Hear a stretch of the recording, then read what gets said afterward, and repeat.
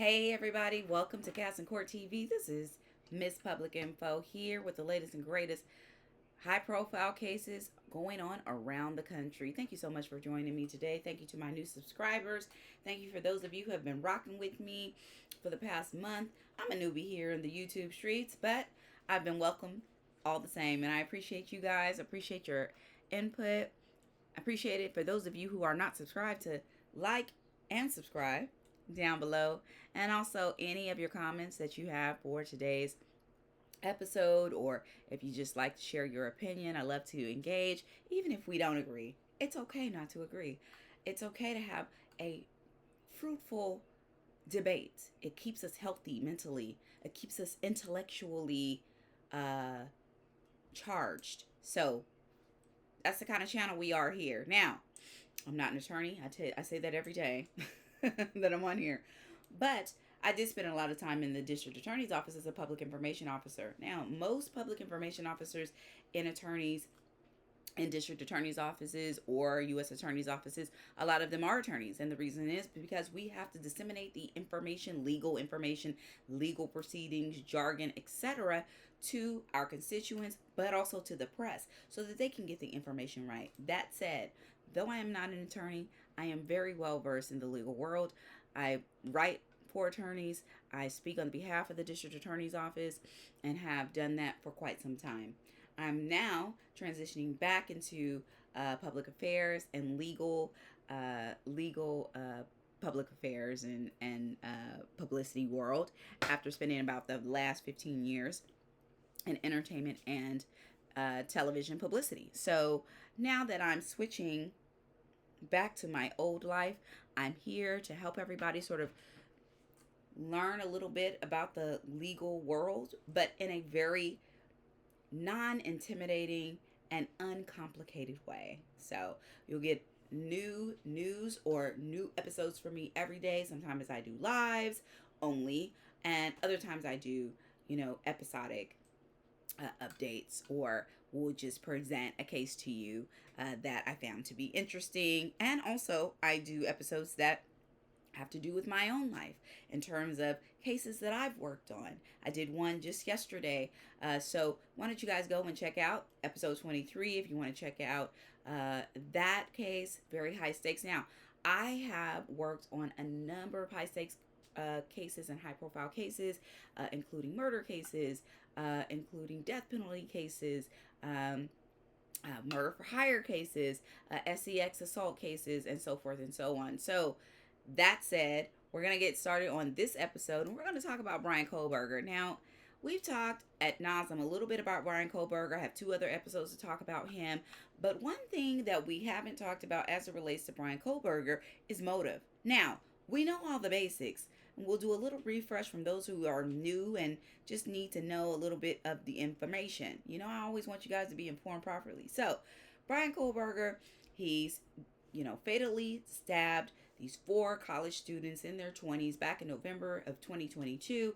He was finally arrested and booked on those murder and burglary charges. He spent about 2 to 3 years denying all of this, and then he found out the district attorney was seeking the death penalty. And so just last week, he came to an agreement with the district attorney's office to plead guilty on the murder and burglary counts to save his own life. Okay? The sentencing hearing for him is July 23. He's basically going to spend the rest of his life in prison, and that's going to be the name of it. But one thing we need to talk about is the fact that, why did he do this? Now, the families of the victims, and their names were Ethan Chapman, Xana Carnoodle, Madison Mogan, and Kaylee Goncalves. They want to know why. The courtroom last week was packed with family and friends, law enforcement, a very emotional district attorney, which is extremely unusual. Believe me, I know. The DA's office, though they are human and though they are people who, get really personal about these cases, the DA is known for being stoic because they need to make sure that justice is served. So they do their best to stay very sort of midline, unemotional, all of that. But the fact that this case has emoted emotion, even from the prosecuting district attorney in Boise, Idaho, is saying something about this case and how emotionally charged this case has been, not only for the family of the victims, obviously, but also the community of Boise, Idaho, the community of Latah County, Idaho, where this actually happened. So this guy actually pleading guilty 1 month before trial is a little bit of the slap in the face, and the district attorney's office being willing to wheel and deal with him, that also has people feeling a little uncomfortable. But we're going to talk about that a little later. Let's talk about the motive first. So, according to the Daily Mail and according to People magazine, forensic psychologists or psychiatrists are saying that it's significant that Madison Mogul and Kaylee Goncalves were blonde cheerleader types and looked like the blonde cheerleader types who rejected Brian Khoberger when he was in middle school. That this could have been the actual motive to his maniacal, murderous activity on the night or early morning hours of November 13th of 2022. That he took out his rage that had built up over the years for an unrequited love in middle school. Oh my goodness. And all subsequent women who rejected him. That this was based on unrequited love of a little 11-year-old. So let's stop right there. Are we dealing with someone who is mentally 11 years old? Probably. But not even an 11-year-old who's like a healthy 11-year-old. Like probably an 11-year-old who needs some mental counseling. That type of an 11-year-old. Or are we just dealing with a psychopath? Probably a little of both. Psychopaths, sociopaths, people who have these sort of personality disorders or mental disorders. Studies have shown that they are actually, a lot of them are just mentally immature, in addition to having these mental incapabilities and these mental errors. They're also emotionally immature. Many of them have not matured emotionally past adolescence. So it is quite possible that Brian Khoberger, though he pleaded guilty, and though he admitted to the judge that he killed Ethan Chapin, Xana Kernodle, Madison Mogan, and Kaylee Goncalves, that he really isn't sorry. That he only did it because he knew that the district attorney was seeking the death penalty, and he did it to save his own life. Now, we're told that his demeanor in that courtroom seemed angry and defiant, and like he wasn't remorseful. And this is what psychiatry experts are saying, that's how he seemed in the courtroom, which would be in line with someone who is just not only not all there, but also just emotionally immature, emotionally damaged, emotionally stunted, emotionally immature, all of those things. Not to mention, you're a psychopath, sir. The psychopathy of this case is more than anyone could even bear, one person could bear, right? So why would the district attorney do a deal with this guy? The district attorney was not offering him anything. He went to them and said he would plead guilty. So what's up with that? Well, let's take a look at this. Now, we talked about it in the last video, and I'm going to go over it again. But according to legal experts, the evidence in this case, outside of that DNA profile that they found on the knife sheath at the crime scene, which they were able to compare with the DNA at Khoberger's father's house and through his father's garbage, and compare the two samples and establish that Khoberger, the murderer, was related to the paternal profile holder here, which is his father. So they knew that. They knew who he was. They had his ID. But Outside of that DNA sample, the evidence, we're told from legal experts, was largely circumstantial, and that it's possible. Now, this is all up in the air. The DA's office hasn't come out and said anything like this because there's a gag on the case, so you're not going to hear from the state. Pretrial publicity rules prohibit that because the judge is wanting to protect the integrity of the case, which makes sense. So until after sentencing on July 23rd, you're not going to hear anything from the district attorney's office. So, but legal experts who have been following the case closely, who have been up to the minute on all that has been happening, has said that it's possible that the circumstantial evidence made the DA a little bit more lenient to dealing with Khoberger because they were not afraid but had trepidation about a potential jury pool really sort of looking at this portion and saying, there's some reasonable doubt here. You all know that that is the preponderance as it relates to the jury deliberations in criminal trials. It must be beyond a reasonable doubt, meaning common sense, right? Okay, so then the other piece of circumstantial evidence, or the biggest piece of circumstantial evidence, is the fact that the cell phone pings from the cell towers on the morning of the murders. That Khoberger's phone never pings inside of the residence where the murders are actually taking place, but it only pings around the property. Now, does that mean a lot? Not really, because maybe he didn't have his phone on him inside that house when he went to kill the kids. The phone could have been in the car, for that matter. So it doesn't really prove a whole lot. But when you are trying a death penalty case, which is expensive, number one, but it's also high stakes. You're talking about someone's life. You're talking about this guy who's 30 years old. You're talking about somebody's very life.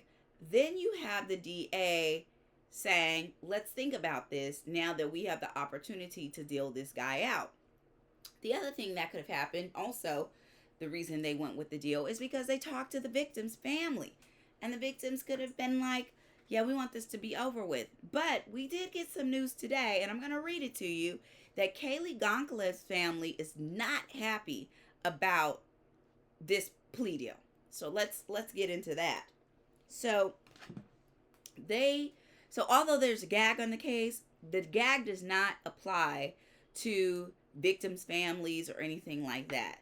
They can go and say whatever they want. Now, the DA, we often discourage them from doing that because it could flip the case. They're not legal experts. They're not attorneys. They may say something that might change the whole trajectory of the case. So we normally sort of, warn against it, try to discourage that. But people are going to do what they want to do. And it seems to me that the Goncalves family isn't happy with the DA. I think they are just upset and angry about the fact that this happened at all. And any sort of, issue, or it's just they're very sensitive. So anything that's going on that seems like it's not working, we're not getting the justice, they have something to say about it, and I don't blame them. So on the social media post the other day, Kaylee's family, her parents, revealed that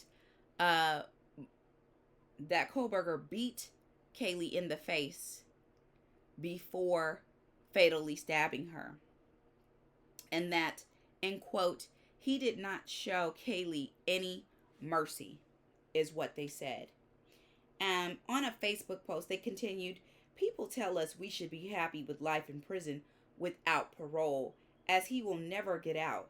How is that not a win? How is that not a win, they ask. Well, the death penalty also means life on death row. We knew it would be decades before he ever would face the firing squad. We knew that his execution was not going to happen anytime soon. But his life on death row while serving his time would have been much worse than serving his time as in life in prison. He doesn't deserve life in prison. He deserved life on death row, they continued. Also, people say that the Goncalves don't want justice. They want vengeance. Well, let me ask you a question about that. If your 21-year-old daughter was sleeping in her bed and Brian Khoberger went into her house with the intention to kill her, and he did by stabbing her many, in caps, times, as well as beating her in the face and head while it was clear she fought for her life, what would you want? Justice or vengeance? They added. So that is the take from the Goncalves family. I do not blame them one bit for being angry. They obviously know the manner of death of their daughter and what she went through during those final moments of her life. They sent her away to school to get an education, to develop herself positively in with her future career goals and endeavors. Certainly, they didn't send her to school to be, ultimately murdered by some crazy maniac. That was not part of the plan. So all of this is very, hard, understandably so, hard for them to go through. And I think everyone should understand that. But the DA, when they make decisions about plea deals, especially in a situation like this, they do consult the family. Now, it's very possible that the Goncalves family was the odd man out, so to speak, and the other three families agreed that, life in prison was suitable, and they were fine with the DA moving forward with it. And that's quite possibly the reason they moved forward with it. But, it's quite possibly the reason they moved forward with the decision, even though the Goncalves family is obviously not in agreement with it. But I'm just here to say on this particular note that the DA's office definitely takes the victim's stance on what happens next in the judicial process into consideration. But most of all, the DA is going to do what is best judicially in the name of justice. And also, I have to add, not that it, was part of their decision or, even something they even thought about. But I must add this because I have, been part of 2 death penalty cases and then 2 other cases that one that was going to go to the death penalty phase, and the other which did go to the death penalty phase but ended up not being that because of a technicality. But I will tell you, one of the things that the DA takes in consideration is the cost. It is very expensive to put on a death penalty trial. It's expensive for the state of Idaho. It's very expensive to do that. So they have to sort of weigh that out as well. Does it make sense? Does it make sense for the county to do it? Now, the case was already moved out of Latah County. They moved the case out of Latah County because the defense team was looking for a fair trial for Khoberger. They said that he couldn't get a fair trial in Latah County because it was a small community, a small county, number one. And, number two, it was because the crime was so personal and people just felt like, felt too close to it. So that was one of the reasons they moved it out. The second reason they moved it out of Latah County was because of the expense that they couldn't afford to put the case on. So they moved it into Boise, Idaho for said reasons. Fair trial, bigger jury pool, and then second, a bigger purse in Boise, Idaho. So the trial already had, some issues as it related to that, but it was ready to go next month in August. But Khoberger, he offered the plea deal, and the DA weighed the options, and they did what they thought was right. They did what they thought was right, not only best for the victims, not only best for, justice itself, but as it relates to sending a message that we won't tolerate this, that this isn't allowed. And so, again, we won't get official, word on what their stance is officially was, or how they came to be, uh, how the decision came to be, that is, until the gag is lifted after sentencing on July 23rd in a few weeks. But we can only guess what conversations took place in order to make this decision come to fruition. And the other thing is, you know, I I understand Kaylee's family. You know, they just really just want justice. But I think at this point, and they said so in a previous quote that they made a couple of weeks ago, that, you know, nothing's going to bring her back. So this is something they're going to have to carry, and all of these families are going to have to carry for the rest of their lives, that they lost their child at this age, at this time, during a period where they're supposed to be off getting their education and going and enjoying university like we all did. I went to a school very similar to the University of Idaho. I attended the University of Denver. It was very much, like that snowy mountain climate sort of thing. And, just really enjoying college, enjoying your 20s, enjoying your time becoming an adult and coming of age, and being at your peak of beauty and being at your peak of fitness and all these things. And they should have had the opportunity to do that. But unfortunately, they were robbed of that. And that's the sad part. So we're going to keep ourselves, the CasNCourt TV, we're going to keep ourselves on the pulse of this case. We'll definitely come back to you on with the July 23rd sentencing news. Listen, what to expect on the sentencing hearing. I mean, you can expect to hear from the family. This is where these victim impact statements are going to be presented to the judge in front of the court, in front of Khoberger, obviously, who will be there. The court will probably be packed once again with family, friends, media, community members, concerned citizens, etc. And though everyone knows what the final sentence is, this is still a time for the victims' families and the victims to have a voice, to, really speak beyond their eternal places of rest, and really address Khoberger by way of the judge, who they need to address one-on-one, to express how ridiculous, abhorrent, and devastating this crime was. This is also an opportunity for the DA to express that as well. The DA will have argument about the sentencing. They will express what they feel about it, but mainly they'll express how the families feel about it, and then allow the families to express their feelings to the judge themselves. And then the judge will also have his say, his or her say. I'm not sure.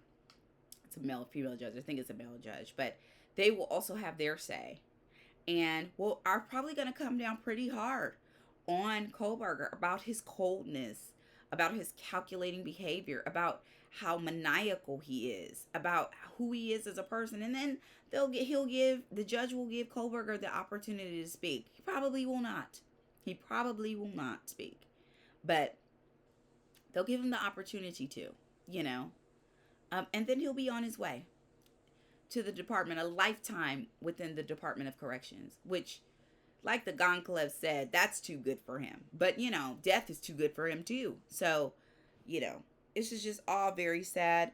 We're going to keep you guys informed and keep you updated on everything going on with this case. Thank you so much for joining us in this 24th episode of CasNCourt TV. Thank you so much. And we'll see you soon. Thanks. All right, guys.